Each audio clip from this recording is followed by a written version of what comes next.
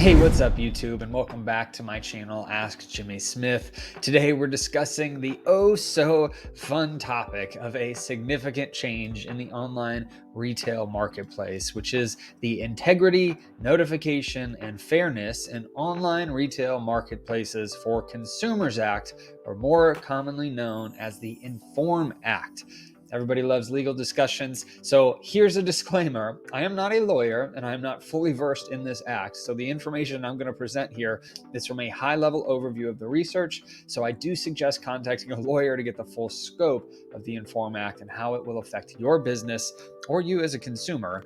And I personally recommend Jeff Schick at jeffschick.com if you're an Amazon or e-commerce seller looking for some legal help. But obviously the selection of a lawyer is up to you and what's best for you and your business. Now, this act was approved by Congress in December of 2022. And it's set to go into effect on June 27th, 2023. This legislation is causing waves in the world of e-commerce and has significant implications for both online marketplaces and consumers. I've seen tons of posts about this in multiple Amazon and e-commerce seller groups. So this is a very big piece of information, or a big piece of a headache for a lot of sellers right now. So as an Amazon seller, you most likely are seeing some scary messages, some notices in your Amazon Seller Central account that are causing you to be concerned with this process, and if you're going to be verified, if your account's going to be shut down, etc. So we're going to talk about the act and how it's impacting Amazon sellers and customers as well as a whole. Now, I do recommend also joining a free e-commerce Facebook group so you can ask questions about these things and get other people's opinions and experiences with these things. You can do that at the link below, which is bit.ly/MST group. Join it completely free. Been in there for over 7 years and I completely love that group.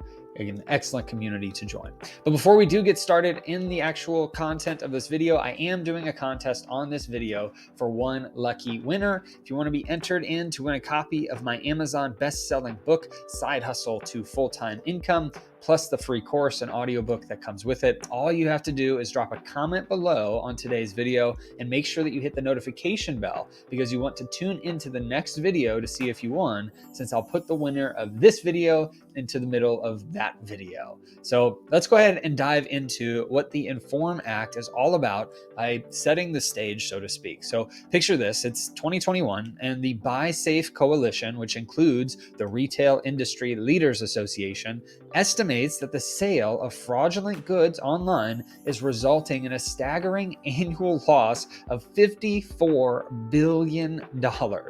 Yes, you heard that right, $54 billion from fraudulent sales. So even Amazon, who's often cited as a source of counterfeit traffic and businesses, was struggling with this issue, obviously. And so they created a coalition, they hired former federal prosecutors, and they were filing lawsuits to clamp down on this particular problem.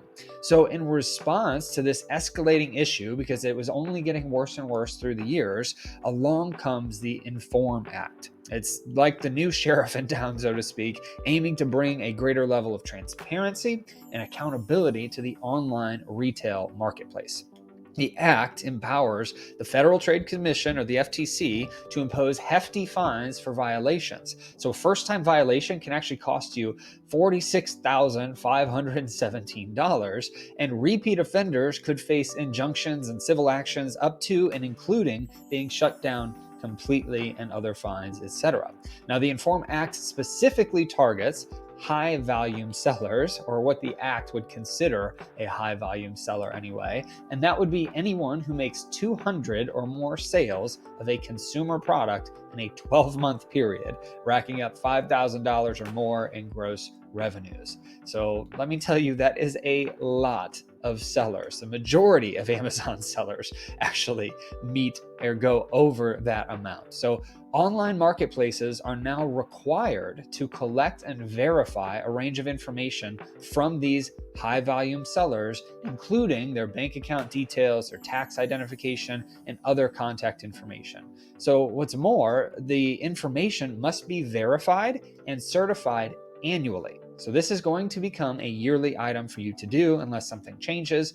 But that's not all. The Act requires online marketplaces to feature a reporting mechanism on the product listing page, empowering consumers to report suspicious activity of the sellers. So it puts some control into the consumer's hands as well. And we have yet to really see how that's going to affect sellers, but it could be very good to remove bad sellers from the platforms. But it could also be potentially a problem for good sellers that have vindictive customers or really vindictive competitors as well.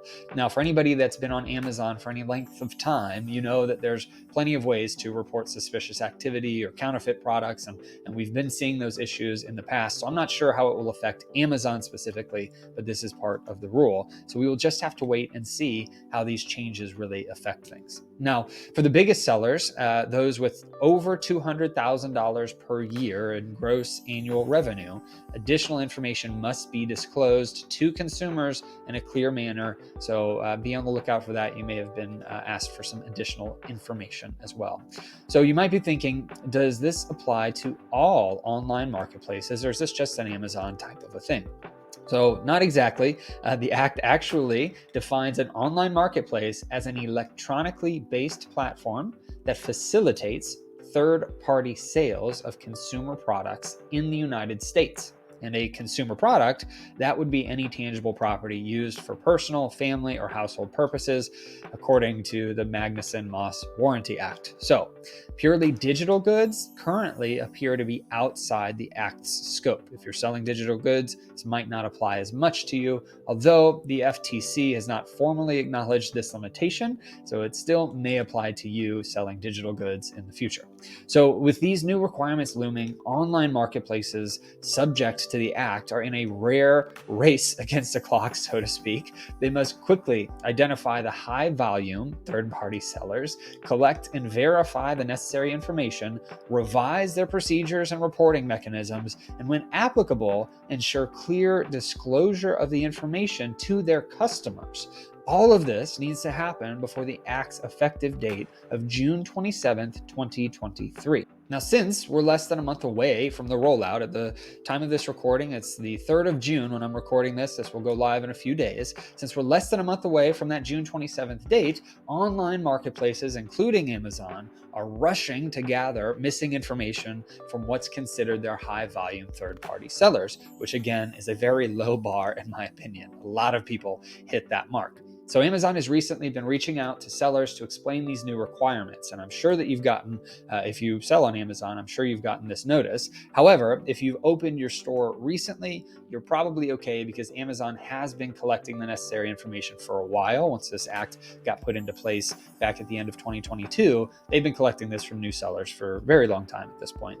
But for those who started many years ago, like myself, you may be receiving instructions on providing missing information, and even if you are a newer seller, you still could be receiving these notices. This could include your real name, a valid government-issued identification document, a business address, bank account details, and even a tax identification number if you have your business set up that way. So it is crucial that you comply with these instructions as soon as possible, because if you fail to respond and provide that missing information, you may have your payments placed on hold or even have your accounts deactivated after June 27th. So this is a very key thing to pay attention to, which is why I recommend contacting a lawyer if you need help, or talk to your accountant or somebody that can help you get this information if you're missing it. Now, if you're wondering at all what's been happening since Amazon started this re-verification process, here's the scoop. Now, according to the website Marketplace Pulse, as you can see here on my screen, we're seeing an unprecedented number of changes in business information. If I scroll down here, this is the number of Amazon sellers changing their business name or address.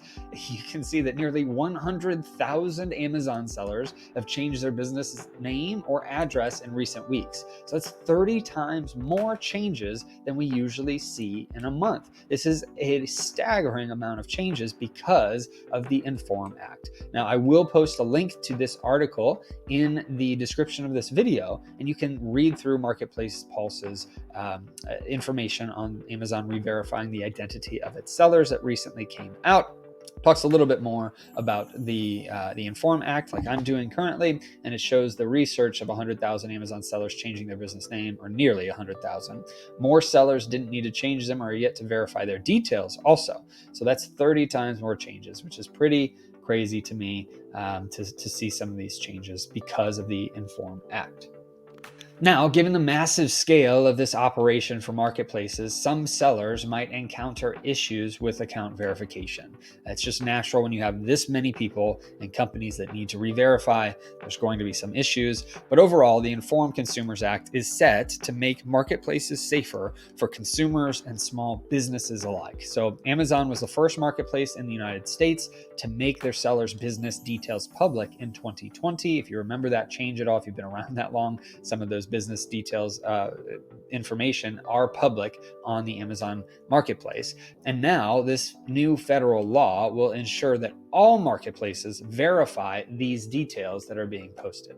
So what can you do right now? First, check your account information page in Seller Central to confirm that your information is accurate and current. Do not just ignore this. This will help ensure a fast and seamless verification experience when Amazon sends out a confirmation email if you haven't gotten one already. And of course, respond promptly to any instructions that you receive from Amazon about providing missing information. I will add as a caveat, this is a potential big problem for anybody that would be concerned with fraud. You might get some fraudulent emails as well. So always go into your Seller Central account and log in on your own. Don't click any links and emails. Log in on your own if you want to verify if an email is from Amazon or if it's something else, somebody else that's trying to steal some information. So be careful with this and only log into Seller Central to give that information. Do not click any links and put information in directly unless Amazon gives you the 100% good to go that you're okay. But beyond the immediate compliance with this act, let's also think about what this change means for the broader landscape of online retail. So this act is part of a growing trend towards greater transparency and accountability in the online marketplaces, and we can expect to see more changes in this direction in the future. So to me, here's the takeaway. If you're a high volume seller, which again is a low bar, don't just see this as a hurdle. See it as an opportunity to build trust with your customers. It may be frustrating now, but by ensuring that your business details are accurate and up to date, you're not just complying with a law, you're not just complying with what Amazon wants now, you're also showing your customers that you are a reliable and legitimate business. This will also kick out a lot of illegitimate businesses. That is the purpose of this act. So this is overall a good thing. It might bring some frustration. There might be some hiccups, but ultimately that to me is a good thing that we're going to be seeing a more transparent and accurate online marketplace. So there's less counterfeit products and less issues. And ultimately, as a good seller, that is a good thing. And that brings us to the end of today's discussion on the Informed Consumers Act, as far as I could research and know. But don't forget that if you want to win a free copy of my book, Side Hustle to Full-Time Income, then drop a comment down below and tune into the next video to see if you are the lucky winner. Let me know your thoughts, questions, and experiences in the comments. And if you're interested in any courses or software programs I recommend, check out the description below for all my links. As always, I'm here to help answer your questions and guide you through these changes. So don't hesitate to reach out to me if you're confused or concerned about the Informed Consumers Act. Again, I'm not a lawyer, so if you want a legal answer that you can depend on much more heavily, reach out to a lawyer. I always love recommending Jeff Schick at jeffschick.com for Amazon and e-commerce sellers specifically. So remember, we're all in this together. If you found this video helpful, don't forget to hit that like button, subscribe to my channel for more content on Amazon, side hustles, artificial intelligence, and business building strategies, and share your thoughts in the comments below. I hope you enjoyed this video, that you have a great rest of your day and a blessed rest of your week.